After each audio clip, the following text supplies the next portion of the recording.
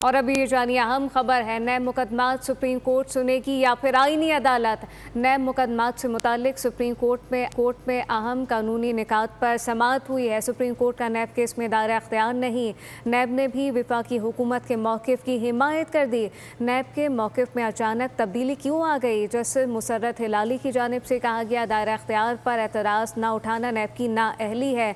Justice Shahid Bilal की जानिब से कहा गया, सुप्रीम कोर्ट ने मज़ीद समाअत 16 जुलाई तक के लिए मुलतवी कर दी है। समाअत को 16 जुलाई तक के लिए मुलतवी किया गया है। नए मुकदमात से मुतालिक सुप्रीम कोर्ट में अहम कानूनी निकात पर यह समाअत हुई है। सुप्रीम कोर्ट का नैब केस में दायरा अख्तियार नहीं, अटॉर्नी जनरल की जानिब से वाज़ेह किया गया। और अभी ये जानिए अहम खबर है, नए मुकदमात सुप्रीम कोर्ट सुनेगी या फिर आईनी अदालत। नए मुकदमात से मुतालिक सुप्रीम कोर्ट में अहम कानूनी निकात पर समाअत हुई है। सुप्रीम कोर्ट का नैब केस में दायरा अख्तियार नहीं।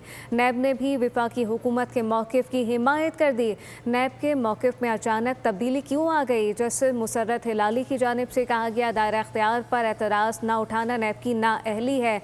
जस्टिस शाहिद बिलाल की जानिब से कहा गया, सुप्रीम कोर्ट ने मज़ीद समाअत 16 जुलाई तक के लिए मुलतवी कर दी है। समाअत को 16 जुलाई तक के लिए मुलतवी किया गया है। नए मुकदमात से मुतालिक सुप्रीम कोर्ट में अहम कानूनी निकात पर यह समाअत हुई है। सुप्रीम कोर्ट का नैब केस में दायरा अख्तियार नहीं, अटॉर्नी जनरल की जानिब से वाज़ेह किया गया।